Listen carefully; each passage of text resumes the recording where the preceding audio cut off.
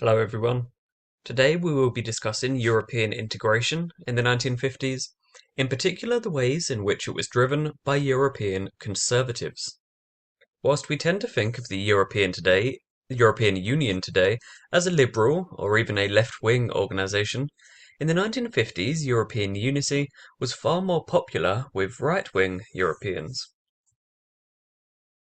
Right-wing politics had become discredited throughout Europe during the Second World War.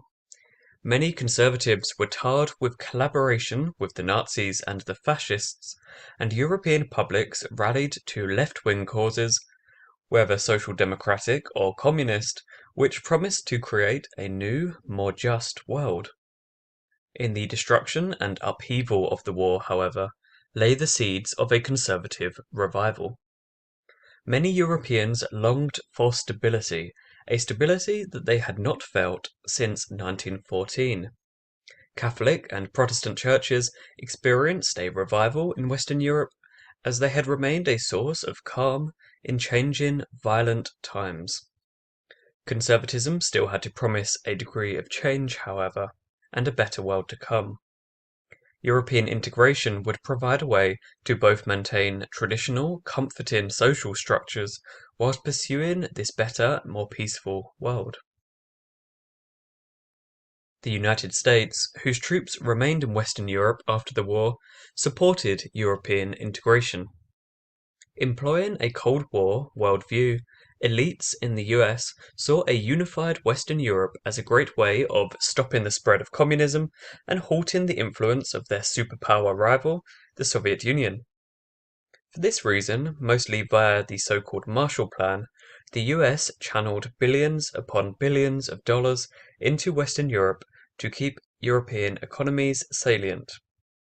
The CIA also threw money at conservative political organizations in Western Europe, especially religious political parties, to help them win in national elections and to keep the communists locked out of power. In return, the US not only gained a series of politically stable anti-communist allies, but also a great deal of cultural influence and a number of large markets for US companies such as Coca-Cola and McDonald's. One of the earliest advocates for European unity in the post-war period was the former British Prime Minister and staunch conservative Winston Churchill. This may seem surprising, given that Churchill has become a symbol of British independence and Brexit. However, Churchill was always interested in unorthodox schemes for international relations, and European integration was one such idea. In 1946, at the University of Zurich in Switzerland, Churchill spoke of the tragedy of Europe, that is, the fact that European nations constantly went to war with one another. He called for a Council of Europe to pave the way for a United States. 2 years later, under Churchill's chairmanship, a Congress of Europe met in The Hague. Although the Congress was divided between those who wanted a close or a federal union and did not decide anything concrete, it raised public excitement and featured many of the figures that would later become vital in the European integration movement. No plans for European integration would ever work without the consent of the French and the Germans. At first, many French were angry at the losses they endured in the German occupation during the war. French women who had relations with German soldiers were publicly humiliated, whilst French soldiers extracted every cent that they could from their slice of occupied Germany. However, US aid soon made the need for such reparations pointless as the French economy boomed. A small group of Frenchmen, mostly from the borderlands in the northeast, set about recreating the ideals of Briand. One such Frenchman, Robert Schuman, who attended the aforementioned Hague Congress, became Prime Minister in 1948. Schuman set about putting European integration into practice, first as Prime Minister and then as Foreign Minister, despite opposition from southern Frenchmen who continued to distrust the Germans. These Germans themselves suffered greatly from 1945 to 1950. Rations were barely enough to survive, and the cities were bombed out wrecks. The Allies, especially in the early years of the occupation, committed atrocities on civilians, whilst pursuing strict policies of denazification and demilitarization. Refugees streamed into West Germany from the east, as well as from Poland. Many Germans looked to the Social Democrats, the SPD, to reunite their country and offer a better future. However, the SPD were a left-wing party at a time when the Nazis had spent 12 years pumping anti-communist propaganda into the population. Moreover, East Germany had been conquered by the Soviets, and the tough conditions there convinced many that communism was a bankrupt ideology, and that the SPD were tainted by association, despite the fact that the Social Democrats were very anti-communist themselves. West Germans therefore voted a conservative Catholic, Konrad Adenauer, as their first leader. Adenauer was from the Rhineland, the Catholic majority part of Germany that straddled the River Rhine. The Rhine is near Belgium, Luxembourg, and France, and had a long tradition of looking west and disliking Prussia and the East. The German Chancellor saw his country as a member of Western civilization and a protector against the Eastern Soviet force that he considered racist in racist terms to be Asiatic. He thus enthusiastically worked with both his European neighbors and with the Americans. Adenauer's great political rival, Kurt Schumacher, referred to him as being the Chancellor of the Allies. Adenauer not only saw the West as being Germany's destiny, he believed that European integration would be the best way for Germans to regain their prosperity and remove the stain of their past. The Chancellor won support for his measures by bringing Allied denazification measures to a close, an action that saw many former Nazis rejoin society, mostly in fields such as academia, but also in politics and even in the armed forces. In 1949, NATO was created, drawing the military forces of many Western European nations together under US leadership, but not West Germany. Schuman, facing intense opposition from both French nationalists and communists, determined to push European integration further. In May 1950, he issued the famous Schuman Declaration, which proposed a joint authority to oversee French and German coal and steel production. Coal and steel were important as two of the vital resources needed to wage war. By surrendering a degree of control over their own resources, both countries were making an open commitment to working together. The European Coal and Steel Community was established the following year to put this Schuman Plan into action.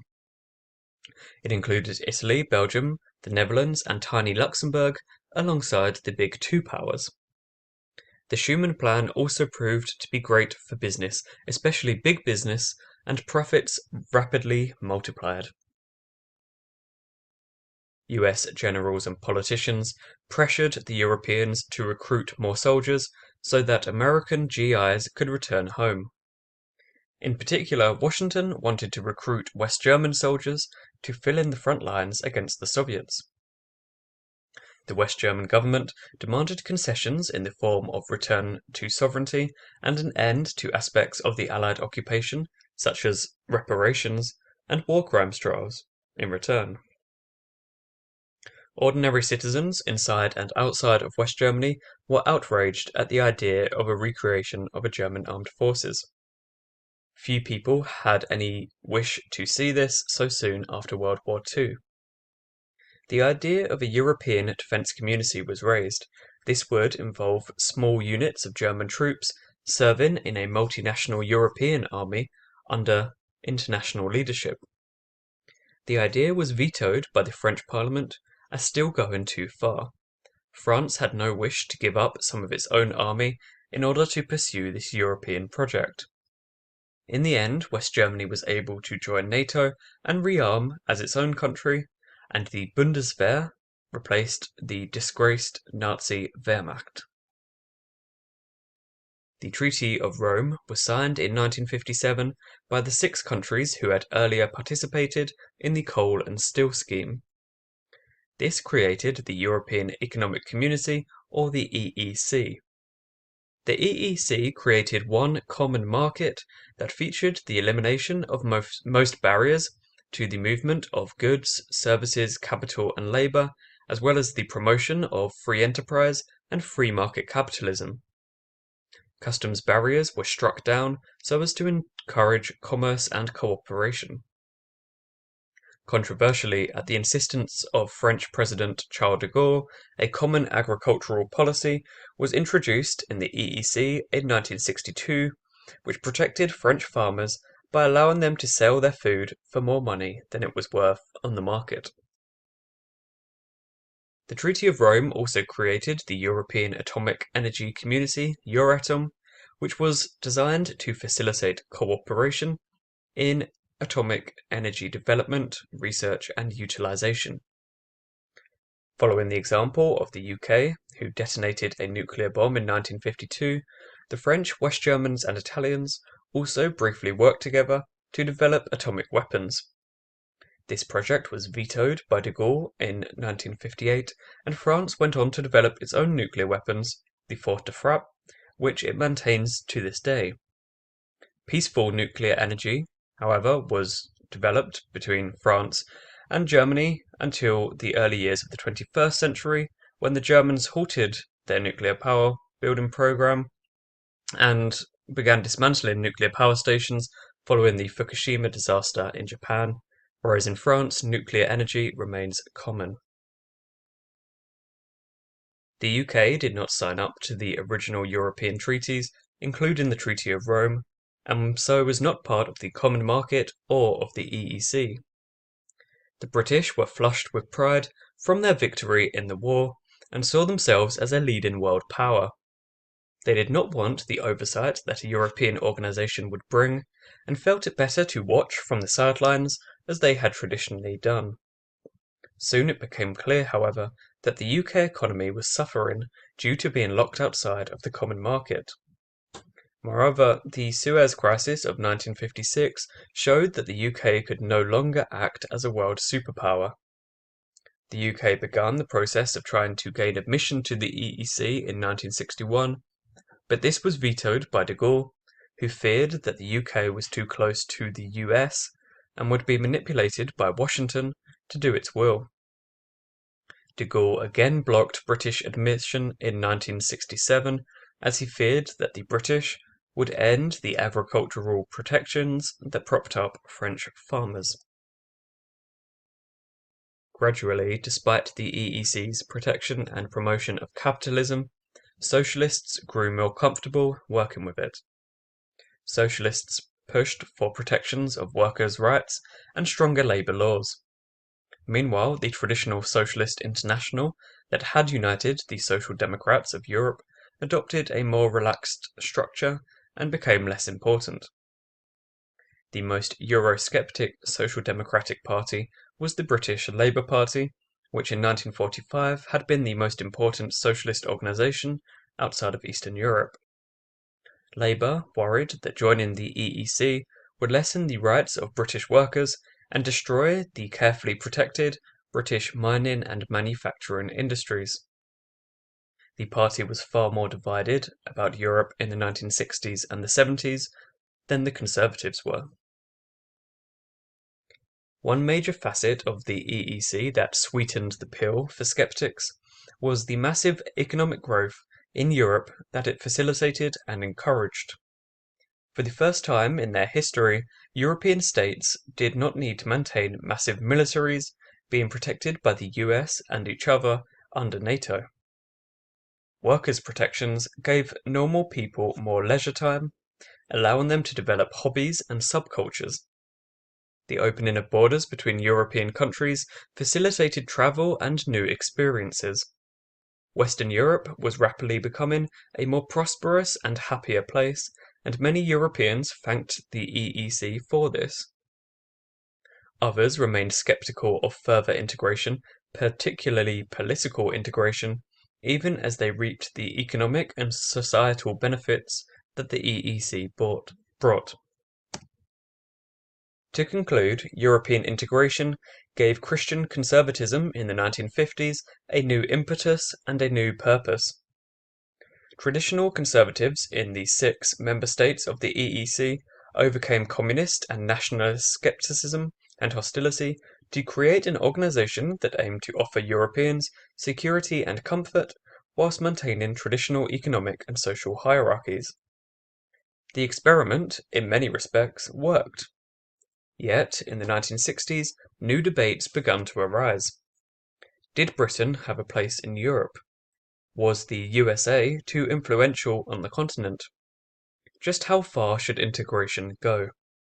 In many respects, these new questions have never received satisfactory answers.